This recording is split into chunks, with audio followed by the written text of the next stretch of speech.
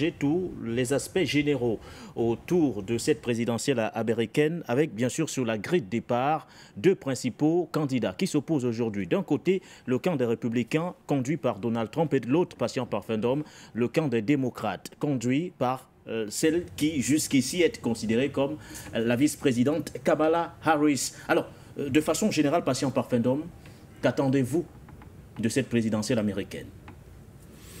Oui, ce qu'on peut estimer qu'on va attendre de cette élection américaine, c'est de voir qu'au sein d'une famille, parce que les démocrates comme les républicains, en ce qui concerne leur politique extérieure, c'est la même famille, mais qui ont deux approches différentes. La première approche, c'est celle qui est dirigée, à mon sens, par M. Donald Trump, qui tente de redéfinir une politique américaine en interne, redonnant la possibilité aux Américains de redevenir une véritable force économique au vu du constat de l'évolution du monde, qu'ils n'ignorent plus.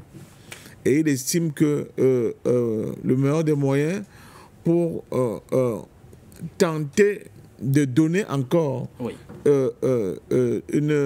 un espoir aux États-Unis comme hyperpuissance, c'est de remettre les États-Unis au travail, leur redonner la capacité de reconstruire leur économie qui est complètement en lambeaux avec une dette. Il a souvent l'habitude de prononcer ce fameux slogan « American First ». Oui. C'est un slogan qu'il prononce partout.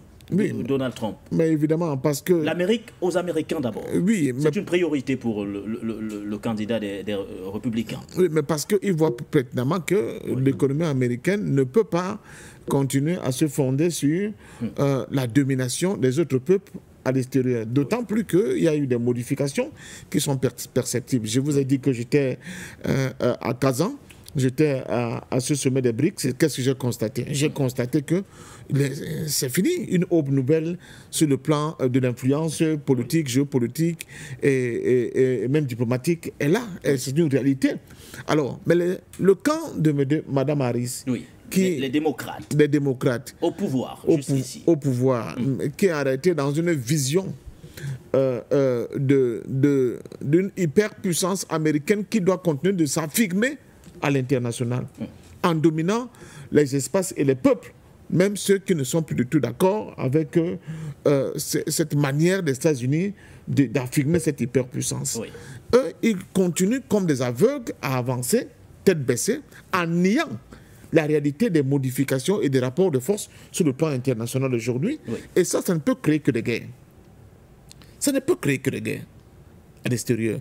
Et c'est pour cela que quand on regarde la posture de Mme Harris en ce qui concerne la guerre en Ukraine, ça va être la continuité, la politique de Obama. Voir la politique de Mme Harris, malgré les atermoiements, d'abord, beaucoup la définissent aujourd'hui comme une petite marionnette entre des mains des marionnettistes qui sont à l'ombre, dont M. Obama, mais arrêtez le Deep State. On a vu Barack Obama très actif dans la campagne de Kamala Harris, patient parfum. Évidemment, ça n'a rien à voir avec une question raciale. C'est que le Deep State américain a pour deux voyants lumineux aujourd'hui qu'on voit, c'est Obama et c'est aussi les Clinton. Donc, c'est eux qui... Mais est-ce que l'espoir que les Africains avaient fondé sur l'arrivée d'un certain Barack Obama, on pourrait également, du moins éventuellement, fonder le même espoir aujourd'hui sur Kamala Harris? Ce serait une erreur grave, une erreur terrible de penser que les gens qui ont pour vocation de tenter de remettre les États-Unis dans une espèce de puissance, d'hyperpuissance comme ils l'ont toujours été, ils vont le faire en faisant la part belle à l'émergence de l'Afrique. Au contraire, le monde a déjà été dessiné, il y a un centre, il y a une périphérie. Le travail de Trump et de Mme Harris, c'est de ne pas démentir cette réalité dans laquelle nous continuons de vivre aujourd'hui. Donc aux Africains... En dépit de ces positions vis-à-vis de l'immigration, par exemple, patient parfum, parce qu'ils sont nombreux à penser qu'il y aura un durcissement à ce niveau au cas où Donald Trump arrivera aux affaires avec ce que vous avez décrit tout à l'heure, une approche diamétralement opposée à celle de Kamala Harris, qui sera éventuellement plus souple à ce niveau. Non, détrompez-vous. Même Mme Harris n'aura pas des attitudes souples comme vous le pensez. On met tout simplement en exergue j'allais dire, les exagérations du point de vue de Trump de cette politique. Par exemple, l'histoire de séparer les enfants de leurs parents. On a eu cette affaire-là qui a été un véritable scandale aux États-Unis. Oui. Mais sur le plan de la politique migratoire, Mme Harris ne va pas ouvrir les frontières des États-Unis pour que tous les latinos, dont vous voyez souvent les images venant de, n'est-ce pas, l'Amérique latine, du Sud, un peu partout, oui, vont un accès facile au niveau des États-Unis. C'est pas possible. Donc, je crois que c'est...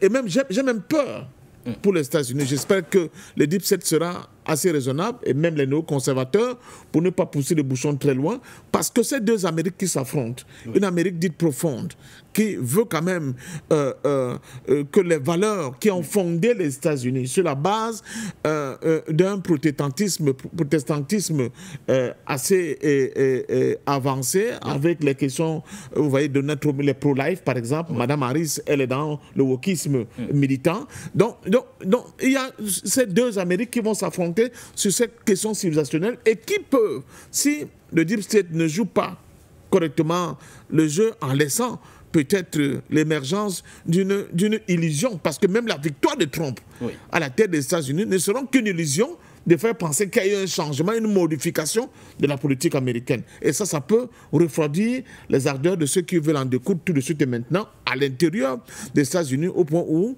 certains pronostiquent même sur une possibilité d'une guerre civile.